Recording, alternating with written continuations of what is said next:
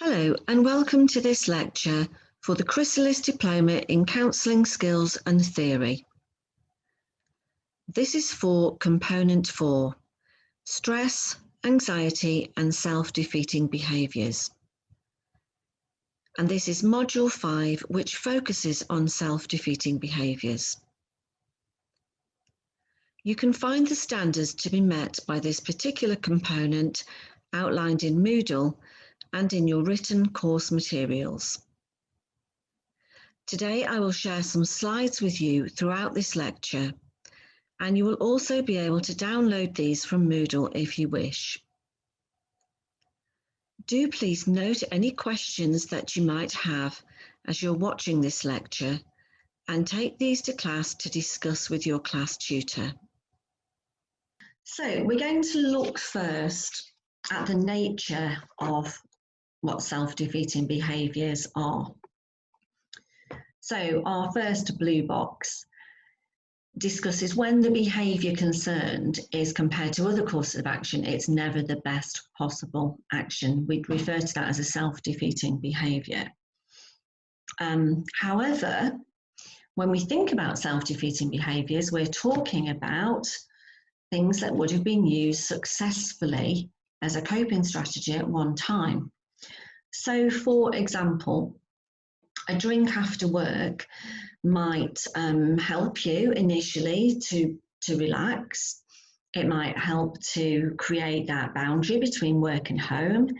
It might have facilitated good social relations between you and your colleagues. So it can actually work really well for you as a way of coping with work stress at the beginning. However, as time goes on, as we see in our third box, the behaviour will serve to ensure that the very fear or consequence that you're trying to avoid will actually come to pass. So if you look at that same example, if your drinking gets out of hand and you start drinking quite heavily, actually your stress at work is going to increase because you're no longer going to be a productive member of the team. So actually what worked in the first place, as it's progressed, has now become a really sabotaging type behaviour. Okay, let's look at the next slide.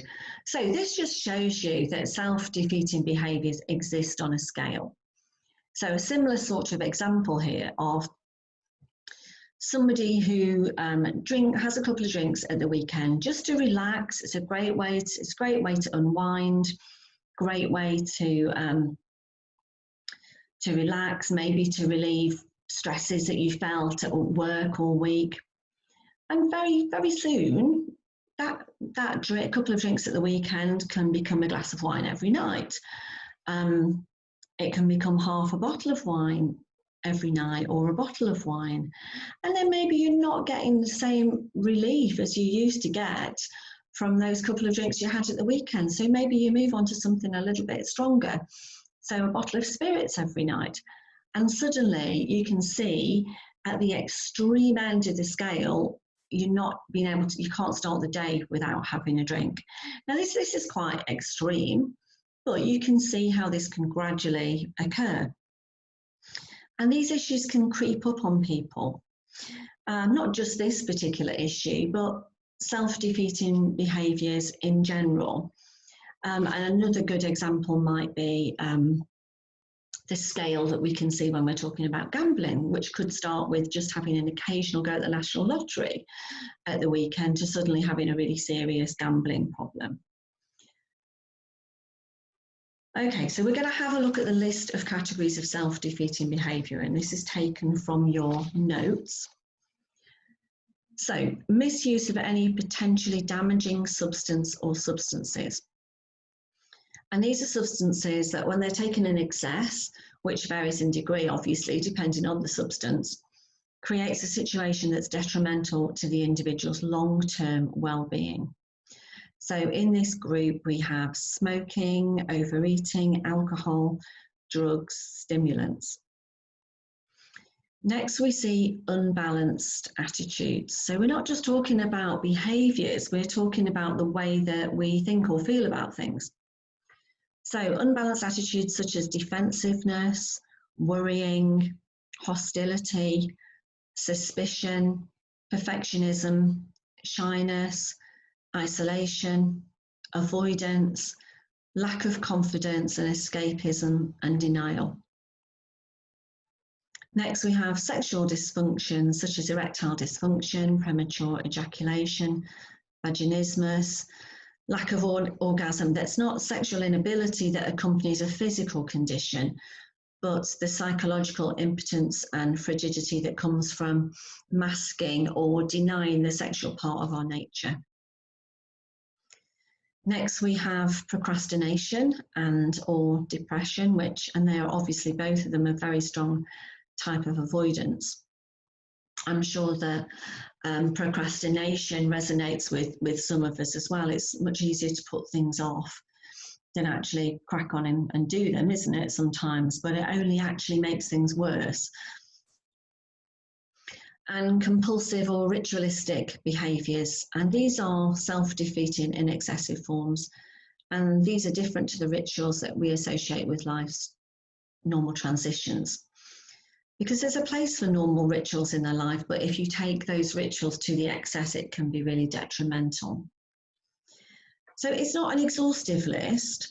And remember, they're not just behaviours either. So we're looking at the way that we think, the way that we sense things, the way that we feel, because all of those things have an impact on the other. So we know that the way we feel and the way we think about things has an impact on the way that we behave. And we looked at those kind of CBT, that sort of CBT idea in the last module as well.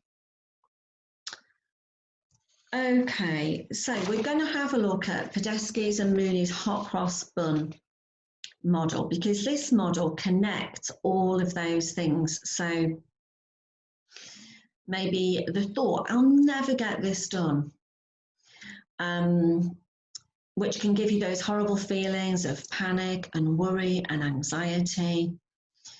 They can in turn lead to physical issues. So if you're really worried or anxious about something, or you're panicking, there's that loss of appetite, that loss of you have muscle tension, those kind of aches and pains that are a little bit random, heart palpitations, even if we're talking about panic and panic attacks, which can lead you to fidget and stutter and be irritable, which goes round in that negative cycle, because if you're doing that, you probably aren't going to get it done. So it sort of all links into that negative spiralling. So the hot cross bun model of Podeskis and Mooney's links all of these things together. And obviously this sort of explanation and model is linked to the CBT type approach. And the hot cross bun model helps you to understand yourself and others. And it's a really useful tool that some therapists use, particularly CBT therapists, to help clients to kind of grasp and change problematic patterns in their life. So this hot cross bun comes from a paper that Podeskis and Mooney wrote back in 1990. They actually called it something else. They called it cross-sectional CBT formulation. But we're going to call it the hot cross bun method right now. So in actual fact, it's quite simple, but in practice, it can be really useful. It can be really powerful as a way to help clients understand themselves and understand their thought processes and understand the patterns that they've learned along the way for dealing with difficult situations. So essentially, it's a map of a difficult situation, broken down into different categories. So thoughts and beliefs, emotions, behaviours, and bodily sensations. So you can use this with a volunteer, and by filling it in, basically, they can find more about their responses to a situation and the way that their responses interlink with each other. It's really useful as a tool for looking at situations which are regularly coming up for your volunteers. Situations that are regularly coming up and situations that they want to change. So it might be that they say, I am regularly procrastinating. It makes me really anxious about stuff. It means I don't get stuff done. It has an impact on my behaviour. It has an impact on the way I think. It has an impact on the way that I'm feeling. So you can fill this in with them so you can see the way that those things all interlink. And so organising your responses into these categories can help people think more systematically and think clearly about them. And it can also identify areas that you typically don't always think about. So, for example, they might be really good at being able to name all the emotions that they feel, but they don't necessarily engage with the physical symptoms. So it's a really good thing that it's a practical tool that you can use with your volunteers. Now, before I go on to the next sheet, which I think is going to be therapeutic approaches, I just want to talk a little bit about the background to the CBT approach, because the background really has its, the CBT approach has its historical background in behaviorism. So we're thinking then of people like Pavlov, who developed the notion of classical conditioning. We're talking about people like Skinner as well, who developed operant conditioning, whereby he looked at certain behaviours being linked to consequences, to rewards. We're talking the work of Watson as well, with his work on with little Albert, where he basically in that experiment, that kind of very ethically dubious experiment, but nonetheless some good work came out of it, whereby he used little Albert, a boy of about 18 months, and presented little Albert with a white rat who Albert quite liked at first and played with quite happily, but then also introduced a very loud clanging noise which Albert was afraid of, and so then began to associate that fear of the noise with a fear of the rat, and became really quite phobic of the rat. And actually a process called generalization also occurred, whereby Albert then actually became not only afraid of the rat, he became afraid of other white fluffy objects as well. So all of this really important behavioural work is where CBT developed from. And actually it's interesting when we think of phobias, because actually when we think of phobias over a period of time, phobias often worsen. But this is due to the fact that when we are really fearful of something, we have that horrible fight or flight reaction, which can make us feel really physically and emotionally quite unwell, actually. All of those very, very negative feelings and physical symptoms.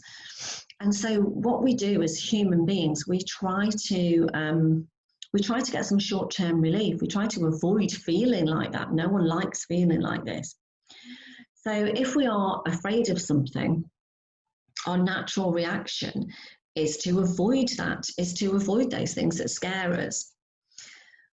But when we do this, we experience this immediate reduction of fear. So an immediate short-term relief, which feels good.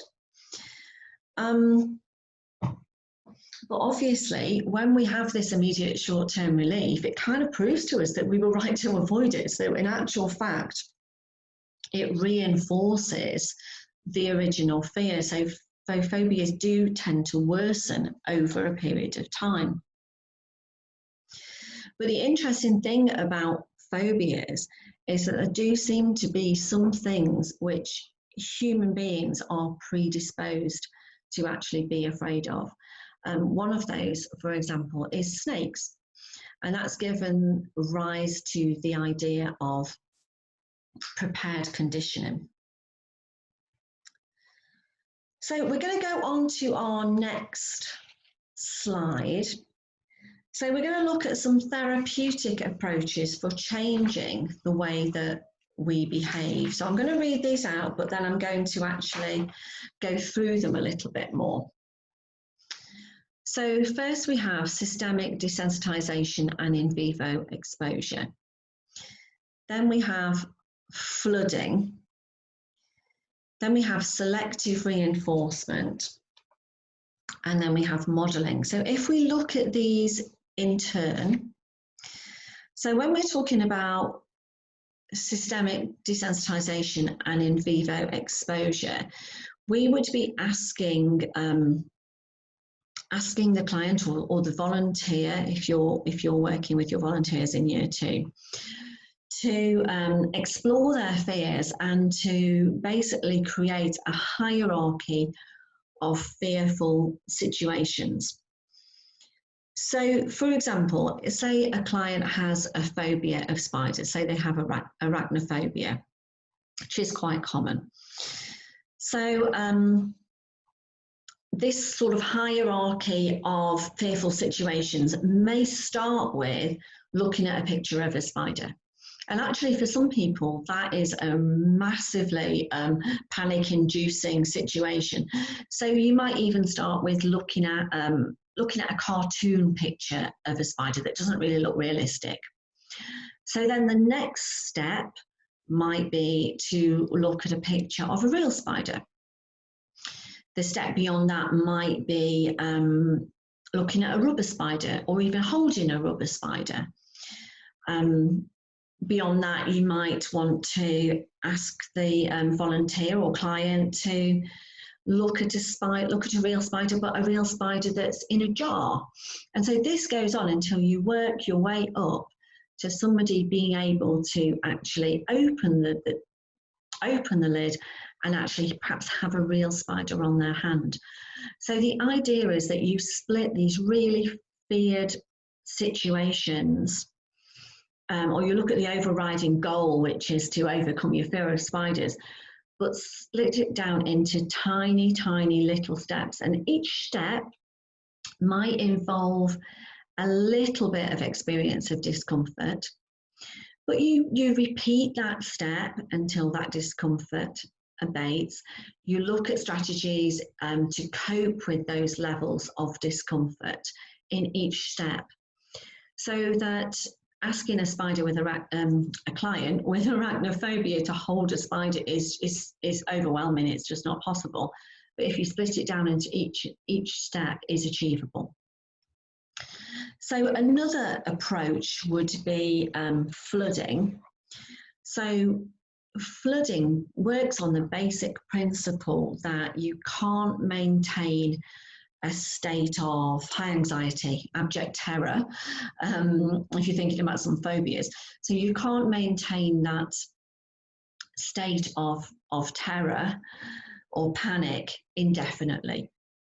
So that you would expose a client to a particular fear until their fear level drops. Now that's quite an extreme approach, really, isn't it? Selective reinforcement. This is based on the premise, well, it's based on operant conditioning, really, which links behaviour and consequences.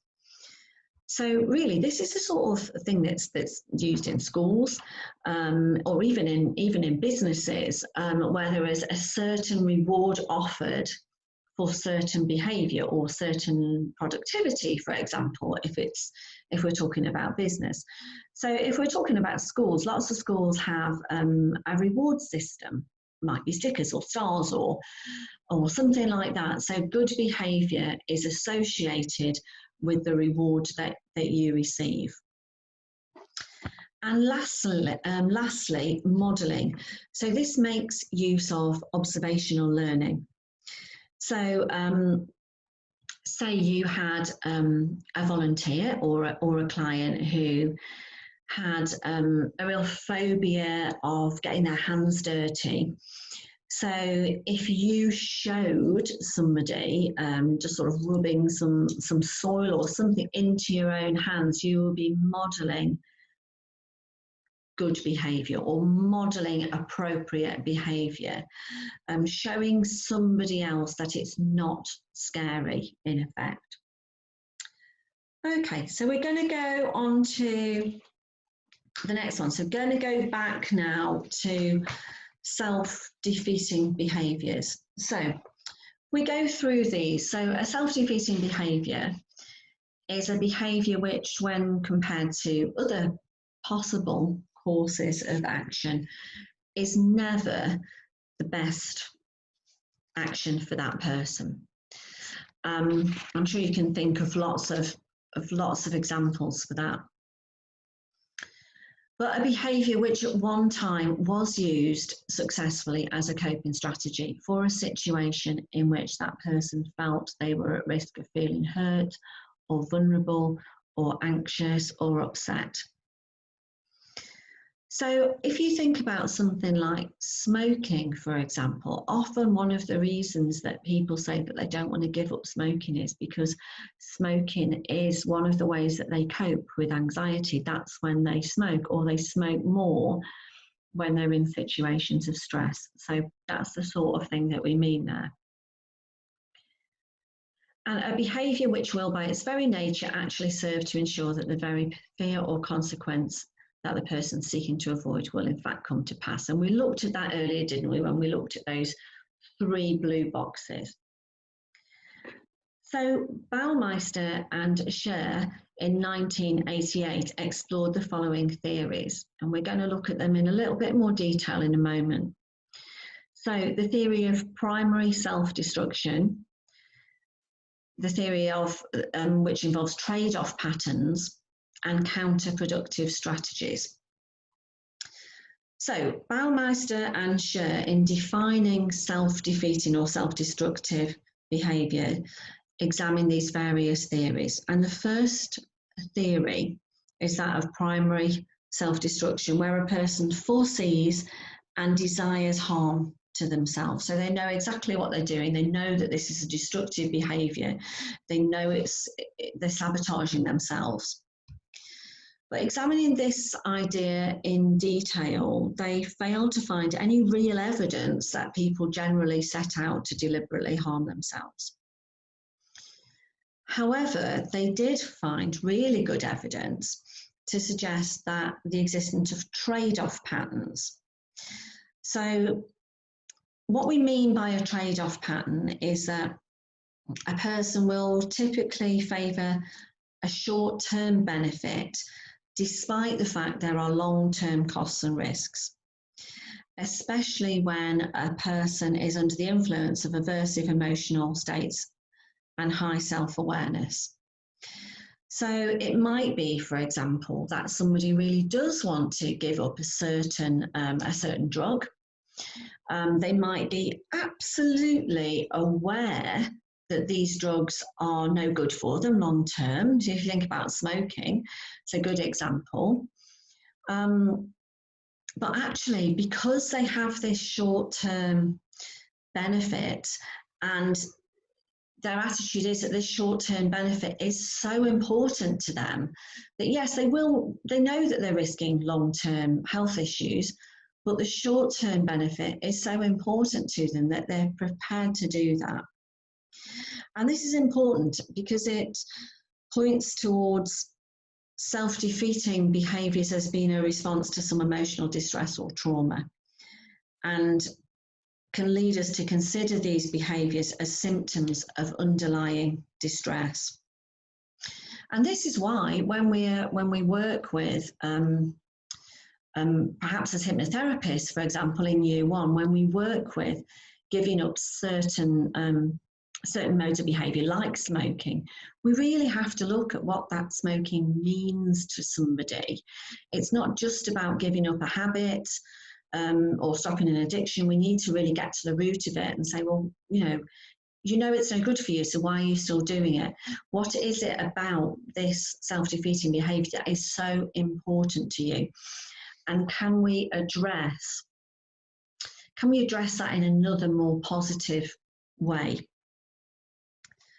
So the third theory that they looked at involves counterproductive strategies, in which the person neither desires nor foresees harm to themselves, but rather chooses to sort of actively pursue a goal using a method that prevents a desired outcome.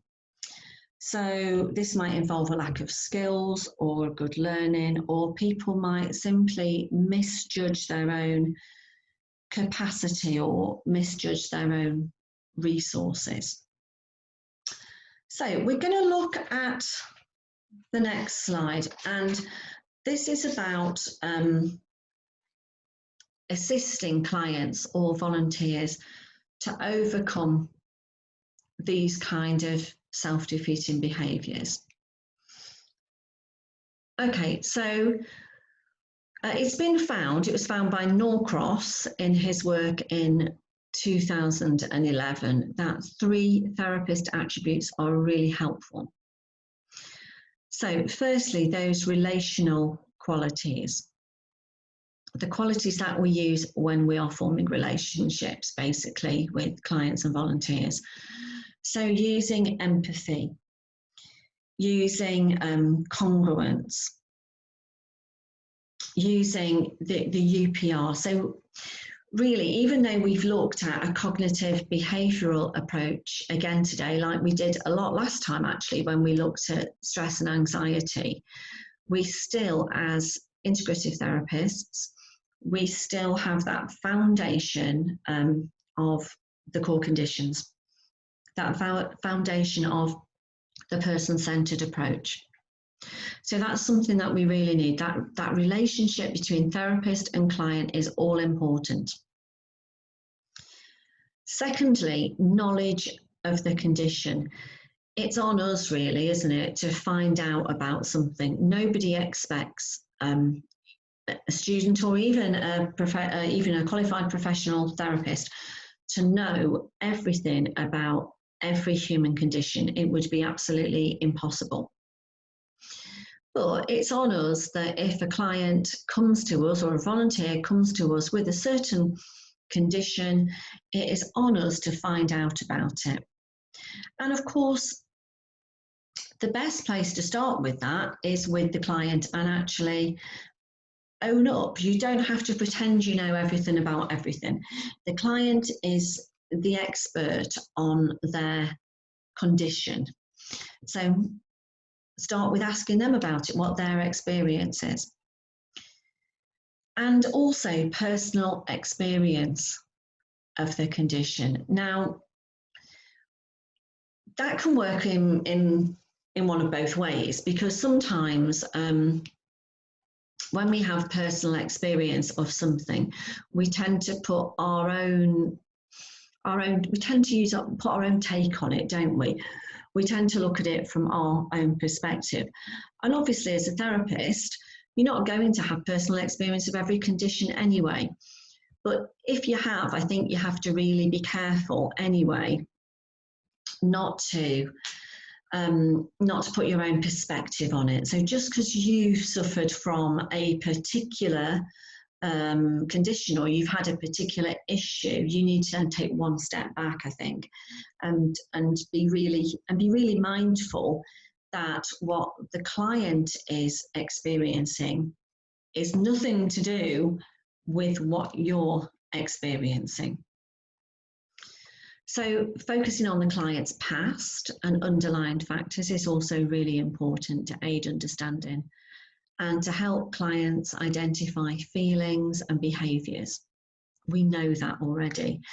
It's a lot of these patterns of behaviour are learnt, and a lot of them are learnt from from our past. A lot of them are established and developed from relationships we had in our past, from experiences we had in our past. We need also an awareness of a client's readiness to change. We need to be going at a client's pace, not necessarily the pace that we would like to push things along at. We need to help clients to weigh up the costs and benefits, the pros and cons of their behaviour, and to look at the beliefs that they hold about their behaviour, and to explore whether they do know that there's a trade-off here, and if there is a trade-off, explore other more positive strategies to coping with the benefits that they get from their self-defeating behaviour. Because if you can find a more positive way of reaching of getting the same thing without all of the costs, that would be a fantastic gain for our clients. Helping clients to set appropriate and achievable goals as well, and sub-goals.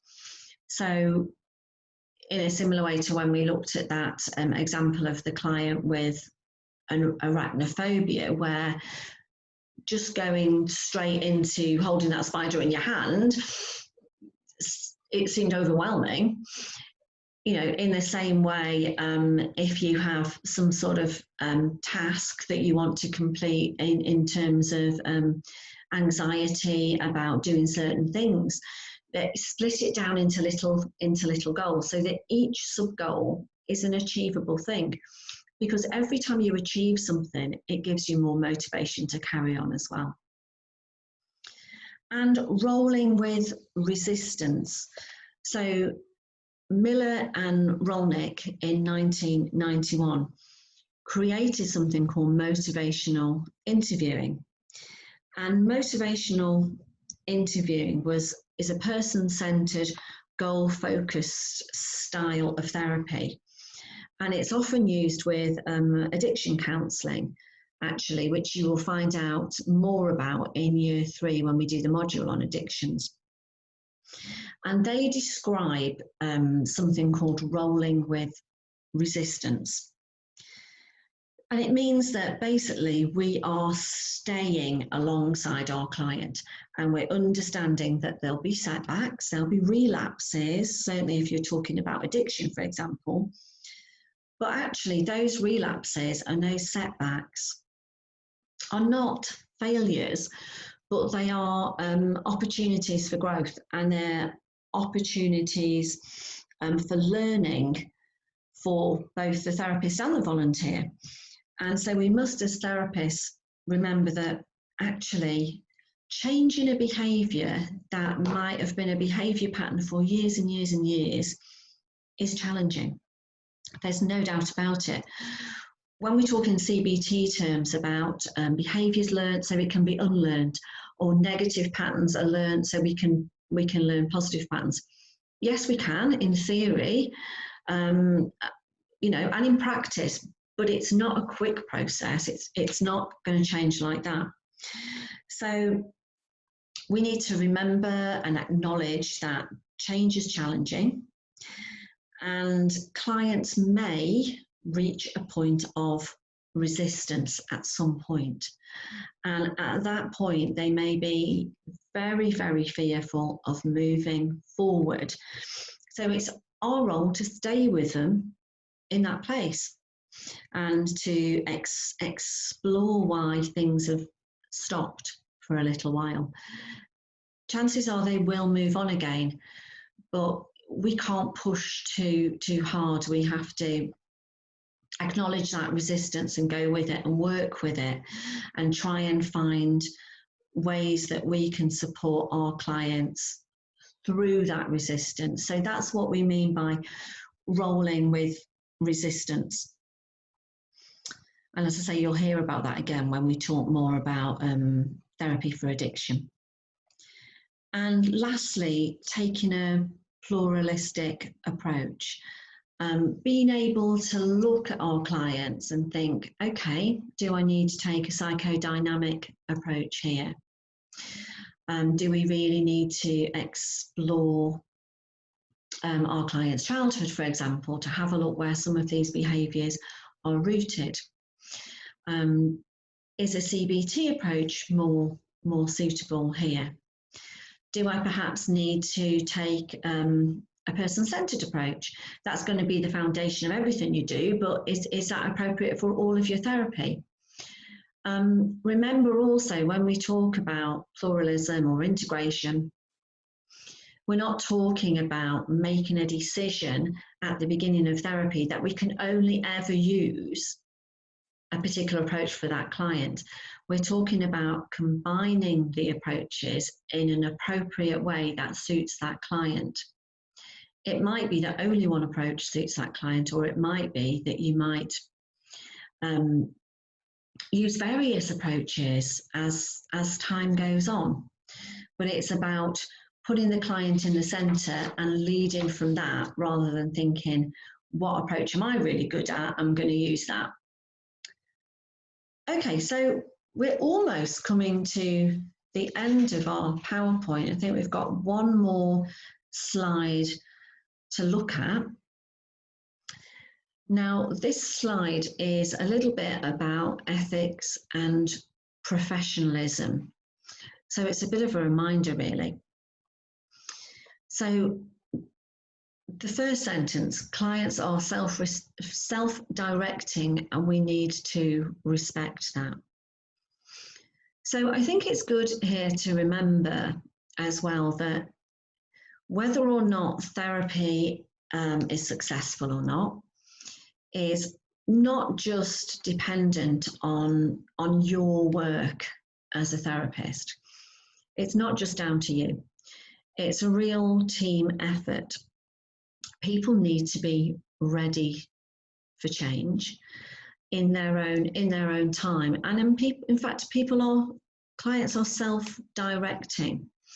Our role is to work with them, to help them to explore, in the case of this module, all their self-defeating behaviours or specific self-defeating behaviours, to help them to get to the bottom of those behaviours, to help them to explore why they are continuing with those behaviours. But they have their own reasons for change. And those reasons for change don't necessarily coincide in any way with what our reasons would be. And this is why the core conditions, the person-centred approach, is at the foundation, because if we are showing empathy, then we are trying to understand something as the client understands it. If we show unconditional positive regard, we're showing a respect for their decisions, and we're being completely non-judgmental about their decisions for doing something in the first place, and their decisions for change, and the speed at which they want to do that. So we need to really listen to them and find out where they're coming from, not put our perspective on there. So there's a few questions we need to ask ourselves as therapists. How do we cope with frustration and setbacks? How do we cope with it in our own life? If you think of some of the ways that you've overcome some self-sabotaging behaviour in your life, how have you managed to do that?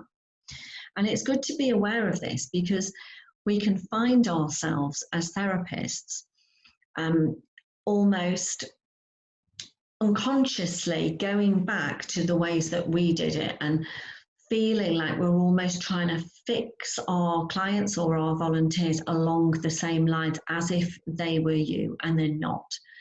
So it's just good to be aware of how you deal with it in your own life, and just be aware that you're not trying to dictate where therapy is going along those same lines. But it's also good to think as well about how you cope with frustration, because when clients are trying to change behaviours from negative to positive, and they are trying to unlearn patterns of behaviours that they've had for a long time, and it takes a long time, we can get a bit frustrated sometimes because we want people to pick up the pace and they're not ready for it. And that's what the rolling with resistance idea is all about, that we go with it, we support them through it, we don't try and push them to our pace. And that links in with the last sentence here. So are we satisfying our need to rescue rather than the client's needs to change at their own pace? Being a rescuer is something which often brings people to therapy in the first place. And we have to be really careful that we're not rescuing people, because that's not our job. People are self-directing. People can rescue themselves if they want to. It's not our job to try and force that upon them. So it has been a real whistle-stop tour through this module today. So what I suggest you do is have a really good look at the module notes, because there's information in the module notes that I simply haven't had a chance to go through today. The module notes looks at a little bit more, for example, at some of the different ways that the different strands of therapy consider self-defeating behaviours. We've largely focused on a CBT approach today. So have a look at the module notes and go through any questions that have arisen during this lecture and that arise from the module notes as well, and just jot them down, because you will be seeing your normal tutor for an online class very soon, and it would be good to have those questions to hand so you can get those answers that you need for your journals and essays for this month. Okay, so best of luck. I hope you enjoyed the lecture today, and I hope you enjoy looking at the module notes. It's a really interesting topic, and it's a topic that we can really relate to, I think, because we all have behaviours which can at times be self-defeating. And I hope you enjoyed it. Okay, bye-bye.